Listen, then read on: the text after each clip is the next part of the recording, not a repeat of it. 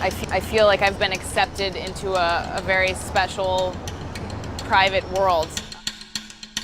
The close relationship we got to have with the Boston Symphony flute section was really cool. You work with some of the most fantastic coaches in the country, in the world really. My favorite part had to be collaborating with the great music directors. Playing Mahler 1 with Doc Nani was definitely a highlight. I'm playing Brahms Piano Trio, and Yo-Yo Ma is going to be my coach, so that's very exciting. I don't think there's anything like Tanglewood.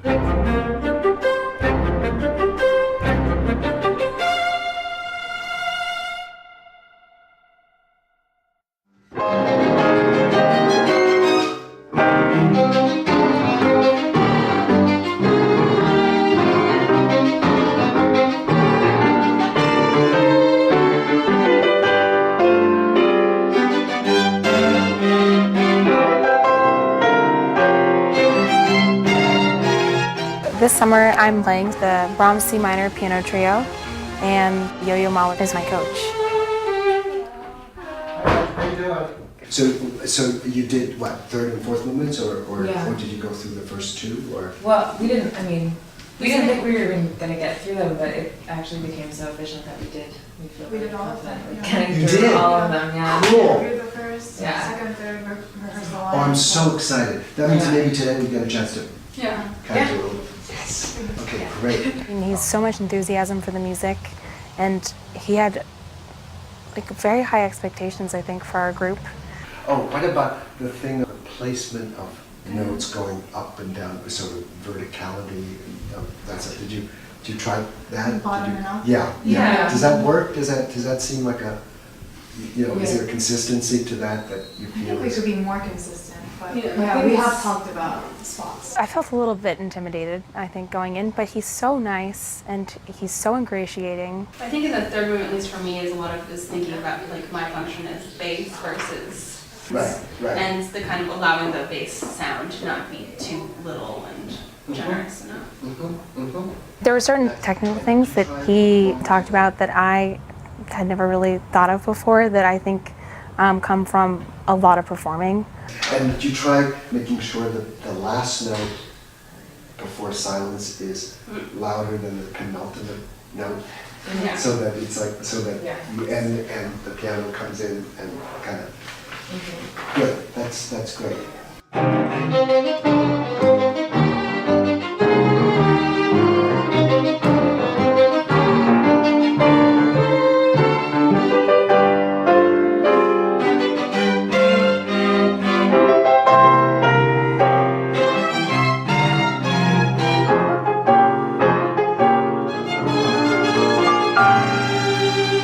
My takeaway from that is, oh yeah, it's melody, da da da da da da da da. But suppose you made the, get da da da, so that you actually, you break apart the first three notes as two notes that actually repeat. So don't make the second note easier. And then the intro da da da da da da ba ba ba ba ba ba ba. So every note is articulated.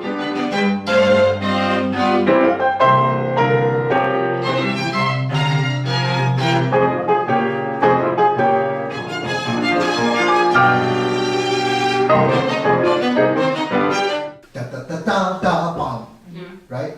Ba ba da da da ba da da da da da da da da da da. So all the things between twos and threes and stuff, like just never let any of it go.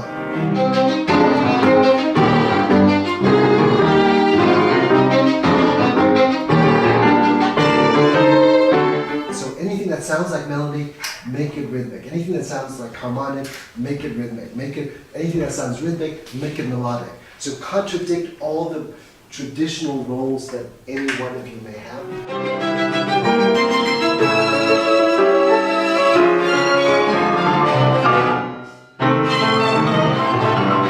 So don't let anything sound, oh, it's just this. It made me always wonder, what is this?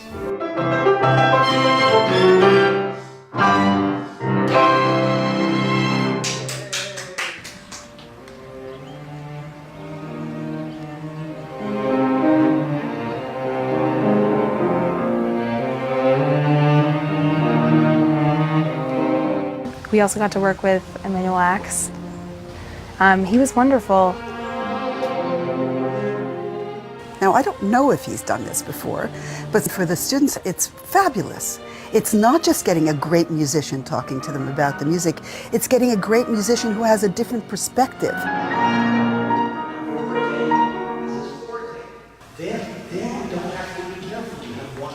Perhaps he is not as immersed in the hand position or the bow speed, but who's talking about the musical fabric of the work. He was wonderful, similar to Yo-Yo in his enthusiasm for the music. We would be assigned like a 2-hour coaching and he would stay for 2.5 hours, even though he's insanely busy.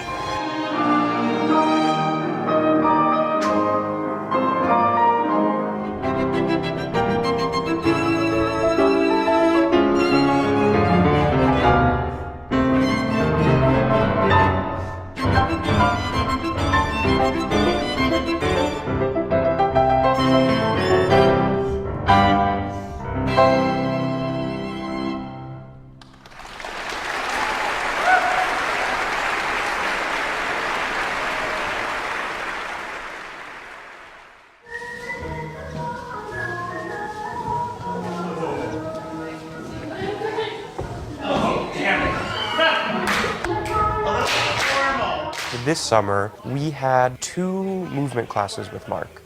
His movement classes are really great. It seems that he improvises them on the spot. That's for sure. Ignore the film crew.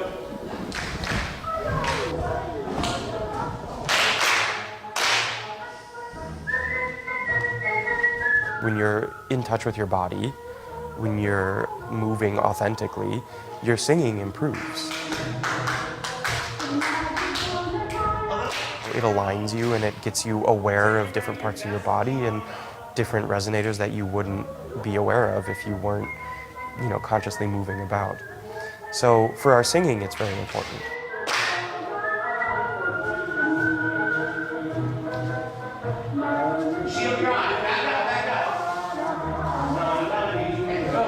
My generation of singers were expected to be performers, not just singers. So more and more, it's very important that we know how to carry ourselves on stage. Finish before you respond. Good. What is it, a 13 or something? Today was an extremely exhausting day. We've been having rehearsals added and extended. So, we were supposed to have a 2.5-hour rehearsal this morning, got extended to 3 hours from 9:30 to 12:30, then just had time to go get a quick lunch, and then a master class from 1:30 to 3:15, and then I had to give a radio interview. Okay, so you are a percussionist, is that what you are? You have a different title. No, percussionist, yeah. Percussionist, okay. I'll do a quick intro, so I can hold this till my hand falls off. What is this show? This may end up in both shows, but for the moment, we're doing the timing for the Saturday show. I am delighted to be standing on the stage in the theater on the grounds of Tanglewood. Part of what happens here at Tanglewood is I like to use the word incubation, of budding, fabulous professional musicians. And we have the privilege today to be talking with Jeff DeRoche, a percussionist who was raised where? In Skokie, Illinois. And so by what avenue did you arrive here at Tanglewood? Well, I auditioned like every other fellow, and that's what, initially brought me here. The first time you've auditioned? Second year, yeah. Mm-hmm. Did you get in last year? Yes. Oh, you did? Because sometimes people audition 1, 2, 3 times before they actually get accepted. I didn't get in until my 3rd time auditioning. Okay. Mm-hmm. Now you started out with your interest in being a percussionist in junior high school. Yes. Or actually, maybe earlier beating on pots and pans or something? Well, so the story goes. Where'd you go to school? DePaul in And Chicago. did you study music there? Yeah. Maybe you can play a little something so we hear. I'd like to hear the difference between the marimba and the xylophone. So let's do marimba first.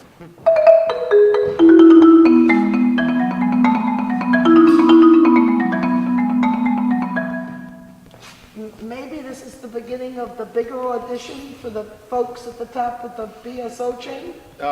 Maybe.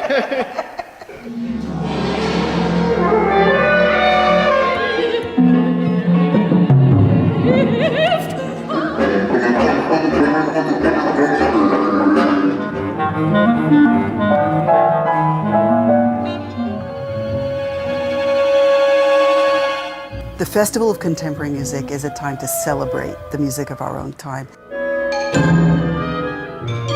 One of the things about playing new music is that it makes you remember that once upon a time, the notes in a Beethoven trio were wet ink, and somebody had to make a decision about how to play them. Masha? No, Masha, not Masha. Masha. It's a very stressful week for a lot of people. Everyone is playing a lot of new music that they've never learned before. Then the next bar line is a 6. A lot of it is very demanding in different ways than we're used to normally. Yeah, just take your time and kind of find the sweet spot. Weird sounds are asked to be made of our instruments, which we don't normally make. I actually have not had a lot of experience with extended techniques on the flute.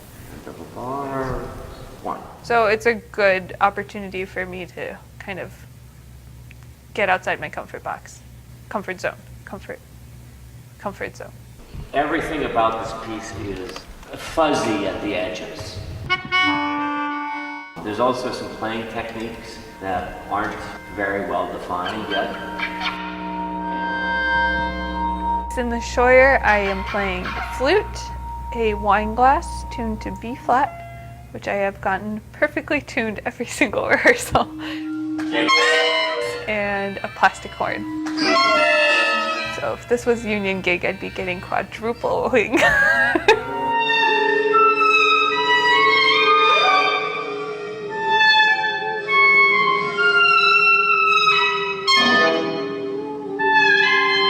Yeah, I think I actually liked that a lot. At first I was like, oh, yikes, because it's just all these random sounds. But then somewhere in the middle of it, I was like, wow, I'm actually kind of enjoying this, because it just kind of evolved into all these random noises making a bigger musical scheme, and it was kind of cool.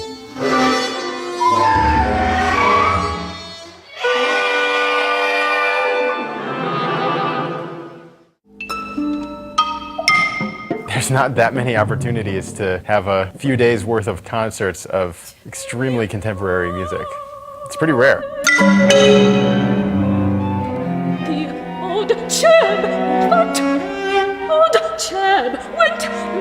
At Tanglewood, you can put on a contemporary music festival and have it be well attended and successful, and it's pretty incredible. I wouldn't say it's harder to play the contemporary music. It's often different skills because you're generally playing a lot more. You just have so much going on all the time. In playing contemporary music, of course, the Fellows' resources are really stretched.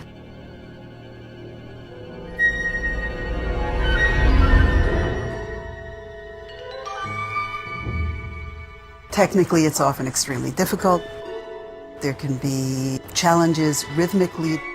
It's not familiar repertoire. These days, students are used to being able to listen to a recording of something and then go from the recording to their own performance. And then they can maybe add interpretive elements. But the fact is, with a lot of this, they'll never have heard this piece before. They have to make it meaningful, find the meaning, without relying on somebody else spoon-feeding it.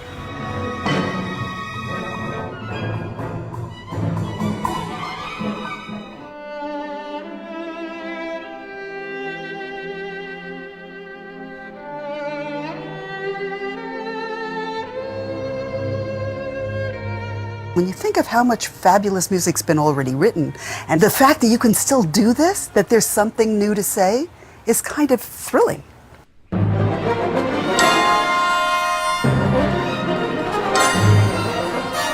The Atoms is a fun piece to play. A lot of notes and a lot of rhythms. And getting every single note where it's supposed to be is the point of the piece, pretty much.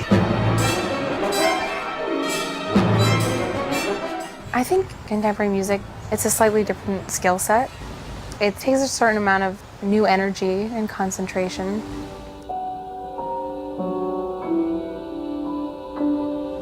You know, you've been conditioning for this for a long time. I think more than the physical element of playing so much every day, it's just kind of the mental energy of performing so many different pieces. It's really exciting and enjoyable, but you feel exhausted after a little while.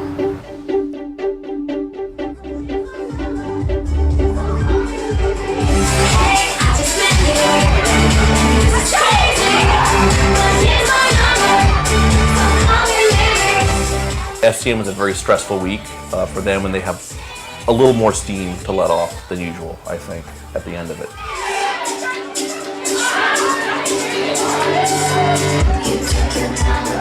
It's a great way to relax, especially in a place like this. You need that. And it's a great way to get to know your peers in a different way.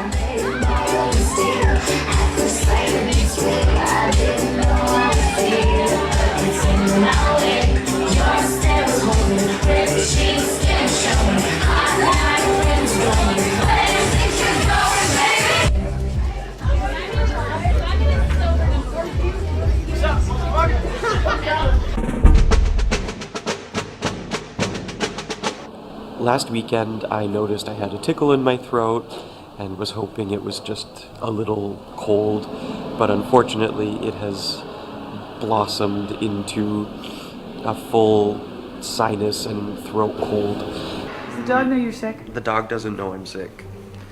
I try to keep her, as calm as possible.